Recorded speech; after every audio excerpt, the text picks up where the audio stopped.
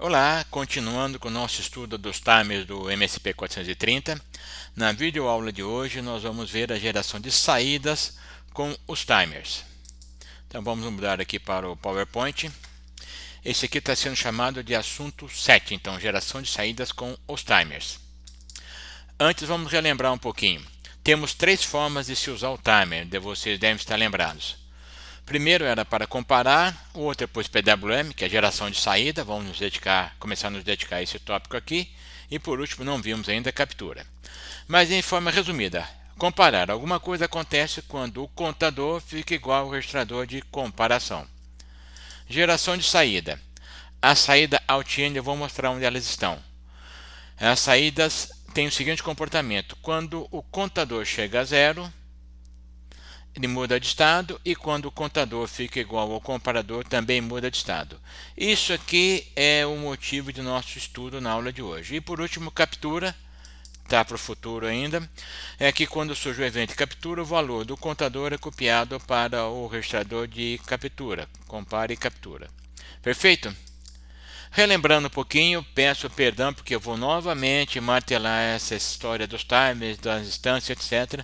Mas é muito importante que vocês montem essa imagem na cabeça. No 5529 temos 4 timers. 3 instâncias do timer A, chamados de TA0, TA1 e TA2, e uma única instância do timer B. Então temos lá as 3 instâncias e instância do timer B. No timer A, instância 0, o contador, aquele que tem 16 bits, vai de 0 até FFFF, é o TA0R. Na instância A1, o contador chama-se TA1R. Para a instância TA2, TA2R. E para o TB0, TB0R. Esses caras em amarelo são os contadores. Muito bem, cada unidade do timer tem alguns comparadores. No caso do timer A0, nós temos comparador 0, 1, 2, 3, 4 e 4. A gente fala resumidamente comparador, mas é captura e compara, captura e compara. Ok, registrador de captura e compara 0, registrador 1, né, de compara e captura, assim vai. Do timer A1, nós temos 3 unidades de captura e compara. Timer A2, também 3 unidades de captura e compara. Estão pegando o jeitão dos nomes? CC. E por último, o timer B, ele tem, são 6, né? São 7 registradores de captura e compara, ou 7 unidades de captura e compara, perfeito? Para controlar esses caras todos, nós temos registradores de controle. Todo registrador de controle termina com as letras CTL. Vamos olhar aqui novamente. Então temos o timer A0, que é a instância 0 do timer A, o contador TA0R e as 5 unidades de captura. Muito bem. Para controlar o contador, nós temos o TA0 CTL, estão vendo aqui CTL? E para controlar os comparadores, nós temos CCTL. Ok, então CCTL0 controla o CCR0, o CCTL1 controla o CCR1. Estão pegando o jeitão dos nomes? Depois que você se acostuma, fica bem simples. E o CTL controla o contador. Se vocês estão lembrados da aula passada, o TA e FG está aqui, e os CCs e FGs tem um deles em cada uma dessas unidades de captura e compara. Perfeito? Então, isso aqui são os registradores de controle. Esses aqui são os registradores de ação. Esses aqui são os de controle. Por aqui você especifica o que acontece aqui. Estamos bem? Atenção aos nomes. Eles são muito importantes.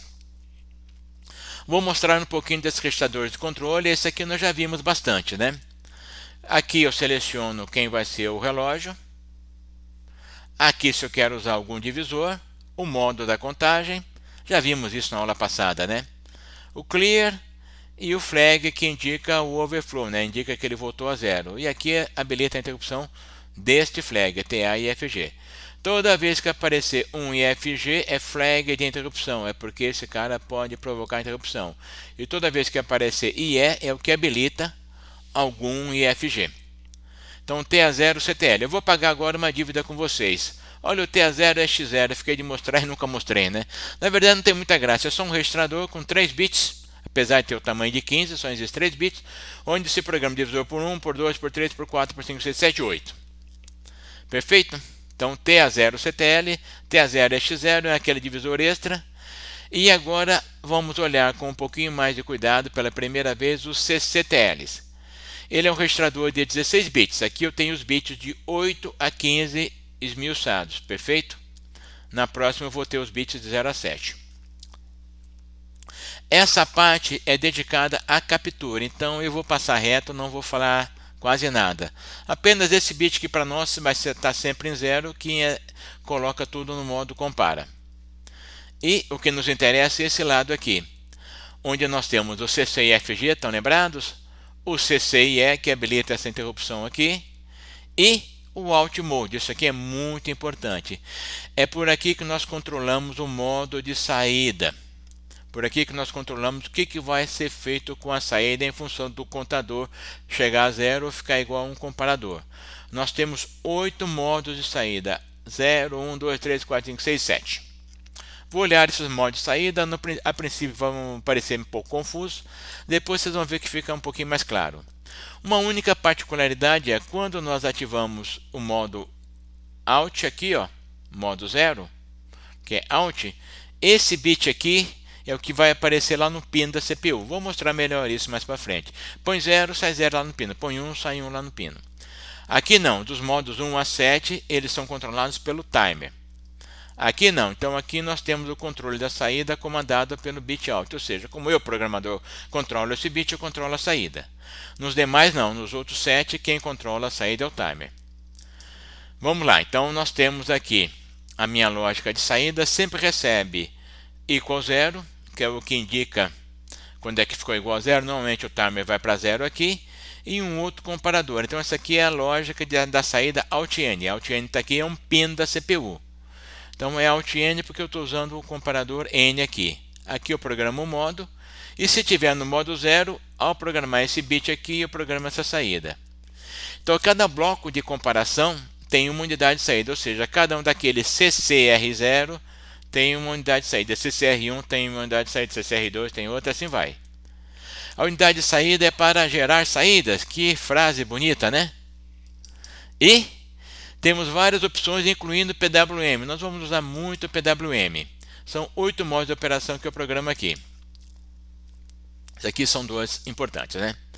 Então vamos lá. Então eu tenho aqui o meu contador. Estão lembrados do contador? Toda a parte da esquerda de seleção do relógio está omitida aqui, nós já vimos lá para trás. O modo que eu programei o contador, e quando ele chega a 0, para talvez, quando ele fica igual ao comparador 0, para talvez zerar o timer. Muito bem, nós já vimos a unidade de comparação colocada aqui, né? Está aqui a unidade de comparação, ela surgiu. Então o registrador de captura e compara. Então a saída N é comandada pela unidade de captura e compara N. Perfeito? Então temos aqui o equal N. E agora nós vamos adicionar aquela lógica Alt-N. Então, olha, o comparador N gera o sinal igual N, né? Ou seja, quer dizer que o timer ficou igual a esse contador N. Eu falei errado, né? Quer dizer que o contador do timer ficou igual a esse registrador de comparação N. Então, gera a saída igual N. E a lógica de saída, em função da programação que eu fizer, julgando por esse valor e por esse, gera a saída. Então, essa unidade eu programo. Eu já mostrei na outra transparência. Temos 8 modos, né? Alt Mode aqui. E quando eu programo no Alt Mode 0, eu ponho esse bit 0, sai 0 aqui. Põe ele em 1, sai 1 aqui. Nos outros 7 não, são comandadas por essa lógica aqui. Ok? Modos da unidade de saída. Temos o modo 0, que é output, ou seja, a saída Alt-N é igual ao bit out. O set, o toggle reset, o set reset, toggle reset, toggle set, reset set. Alguma dúvida? Fica uma confusão desgraçada, né? Não dá para entender muito não. Depois vocês podem acompanhar melhor esses nomes. Aqui temos dois eventos. Quando é que o timer fica igual ao comparador e quando é que o timer fica igual ao CCR0. E o que acontece com a saída. A figura vai nos ajudar a entender isso muito melhor. Vamos lá. Quando o contador está no modo up, estão lembrados do modo up? O modo up é aquele que ele conta de 0 até ficar igual ao CCR0. Quando ele fica igual ao CCR0, ele volta a 0. Temos ele aqui então contando, foi contando, contou, ficou igual a CCR0, voltou a 0, contou, ficou igual a CCR0, voltou a 0. E temos aqui o modo 1, né? Repare que a primeira vez que ele fica igual ao comparador 1, vai para 1, não muda mais. Pô, que falta de imaginação, né? Meio pobre esse aqui, né? Esse aqui é mais bonito, ó. Quando o contador fica igual a 0, a saída é 0. Quando ele fica igual a CCR1, a saída vai para 1. Fica igual, volta a 0, a saída vem para 0. Ficou igual ao comparador 1, é para lá. Esse aqui, olha, cada vez que encontrar, ele muda de valor. Esse aqui é exatamente o oposto de cima, ou seja, o modo 1 e o modo 5 dão na mesma, né? Primeira vez que encontra, ele apaga e fica assim. Esse aqui é muito interessante, nós vamos brincar muito com ele. O 6 e o 7, se vocês olharem aqui, são idênticos, né? Quando o contador chega a 0, a saída vai para 1. Quando o contador fica igual ao comparador 1, aqui nós estamos usando como exemplo a saída Alt 1, perfeito? Vai a 0. Quando o contador volta a 0, a saída vai a 1, e assim vai. Não sei se vocês conseguem enxergar que se eu mudar o valor do CCR, a largura do pulso aqui vai mudar. Se eu abaixar o CCR, o pulso vai começar a ficar estreito.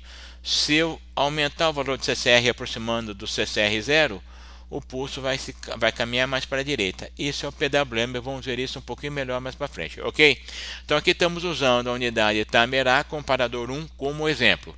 Pode ser feito com comparador 2, 3, 4, 5, ou os comparadores que estiverem. Então isso aqui quando está no modo up. Quando está no modo contínuo. O modo contínuo é aquele que vai de 0 até o máximo da contadora e volta a 0. Até FFFF.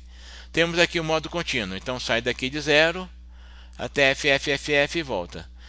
Nessa situação é possível usar o comparador 1 e o comparador 2 para fazer alguma coisa. Reparem que o período fica em nível alto enquanto o contador está entre esses dois valores, né? Aqui já, ó, encontrou o CCR1, sobe, encontrou o CCR1, desce, assim vai. E aqui outro modo. Então nós temos uma grande flexibilidade, não vou ficar falando que vai dar sono, né? Para ajeitar essas saídas, vocês têm que olhar essas figuras e descobrir qual que melhor se adequa ao problema de vocês. E por último temos ainda o modo 3, o modo que sobe e desce, né? Então está aqui o modo que sobe e desce. E temos aqui, olha, o comparador 0, no caso aqui está usando como exemplo a saída do comparador 2. Então no modo 1, ficou igual aqui a primeira vez, subiu e acabou. Reparem que o timer vai de 0 até o topo, desce a 0, 0 até o topo, desce a 0, e assim vai.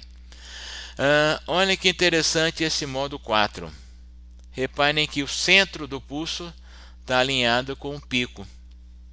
E à medida que eu abaixo o CCR2, a largura aumenta. À medida que eu subo o CCR2, a largura diminui. Isso consegue gerar pulsos com espaçamento equalitário. E fica fácil. A mudança do CCR não vai trazer grandes alterações. É muito usado para acionar motores. Vamos ver isso mais para frente, ainda com um pouco mais de calma, ok? Então, por enquanto, é só para dar o susto inicial a vocês. Modo up tem aqui as opções de saída, modo contínuo e modo up-down. Na verdade são 7 opções diferentes para cada modo, né? Não estou usando a 0. São 7 opções para cada modo. Como são 3 modos, temos 21 opções. E vocês têm que escolher em função da saída qual a melhor, desculpa, em função do problema de vocês, qual a melhor opção resolve seu problema. Muitas coisas aí vão se parecer, etc. E vamos olhar alguns exemplos, ok? Bom, aqui agora eu tenho listado onde estão as saídas, né? Olhem o timer A0, comparador 0, está no pino da porta P1.1. Repare que está em cinza claro aqui. Está em cinza claro porque não está disponível na nossa plaquinha, na nossa Launchpad. O TA0.1, ou seja, o timer A0, comparador 1, o timer A0, saída Alt 1 está no pino P12, a Alt 2 está no P13, a Alt 3 está aqui, assim vai. O do timer A1 somente do comparador 1 está disponível, pino P20.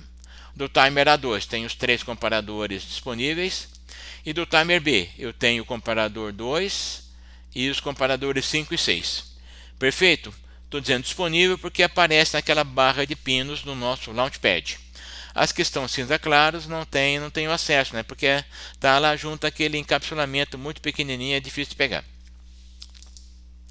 E para terminar, vamos falar um pouquinho de ciclo de carga, PWM. Então, o que é PWM? No PWM eu defino um período. Aliás, vamos falar o que é PWM. PWM é modulação por largura de pulso, Pulse Width Modulation, ou seja, modulação por largura de pulso. Eu defino um período, basicamente é isso, defino um período, e dentro desse período, quanto tempo eu fico em nível alto. Reparem que aqui eu fiquei somente 1/4 do período em nível alto, então isso aqui é um ciclo de carga de 25%. Aqui eu fiquei metade do período, então 50%. Aqui eu fiquei 75% do período em nível alto, ciclo de carga de 75%. Então aqui eu mando 1/4 de energia, metade da energia, ou 75% de energia para o meu motor, para o meu LED, para o meu sistema de aquecimento, etc. Então o PWM é muito usado para acionar motores, controlar brilhos de lâmpadas, etc. Nós vamos fazer dois exemplos. Vamos controlar o brilho dos LEDs da nossa plaquinha e vou também apresentar exemplo do PWM acionando um motor. Falando mais ainda de PWM, eu tenho aqui um exemplo numérico. Isso aqui eu peguei da nossa fonte de consulta. É no caso um exemplo que eu precisava gerar um PWM com período de 20 milissegundos. E aqui então para 20 milissegundos, de acordo com meus cálculos, o comparador zero tinha que ser colocado em 654. Aí 10% da carga é 10% desse valor. Então repare aqui 10%, 40%, 80%. Se vocês forem olhar lá naquela tabela, vamos voltar, me perdoem aqui, vamos voltar aqui, modo up. Repare aqui, modo 6. Comparador 1. Então, quando o timer fica igual ao comparador 1, a saída vai para 0. Quando o timer volta a 0, a saída vai para 1. Ou seja, se eu subo o valor de CCR1, estou alargando o pulso, estou aumentando o ciclo de carga. Se eu diminuo o valor de CCR1, eu estou diminuindo a largura do pulso, estou diminuindo a largura de carga. Reparem que o modo 6 e o modo 7 são idênticos, né? Então, avançando rápido, é isso que está sendo feito aqui. À medida que eu subo o valor de CCR1, eu altero o valor do ciclo de carga. Então, 10%, 40%, 80%. Reparem que esse aqui é o valor máximo. 10% de 654 é 65, aproximadamente. Joguei o 0,4 fora. 40% de 654 é 261, 80%, então fica muito fácil gerar os ciclos de carga. E para terminar, se você pega uma ondinha quadrada assim, reparem que o mínimo dela é 0 e o máximo para nós seria 3,3, né? Ela pode ser representada por um nível DC, que é o valor DC da transformada de Fourier, e mais uma ondinha quadrada com média 0. A soma das duas dá isso aqui, né? Ok? Quando nós trabalhamos com PWM, na verdade nós geramos um sinal pulsado, pela facilidade que é gerar um sinal pulsado assim com um processador, porém a nossa carga aproveita esse valor DC. Se eu ligo o motor a esse pulso, como o motor tem resposta lenta, provavelmente ele vai ficar respondendo a esse nível médio aqui. Essas sinalzinho aqui alternado de média 0 quase que não interfere em nada. No caso do LED também é a mesma coisa, ok? E com isso então nós chegamos ao final dessa nossa videoaula. Demos uma primeira introdução de como gerar saídas com os timers. Ficou tudo muito confuso ainda, por isso a próxima videoaula trata de exemplos para tornar as coisas mais claras. Agradeço a atenção de vocês.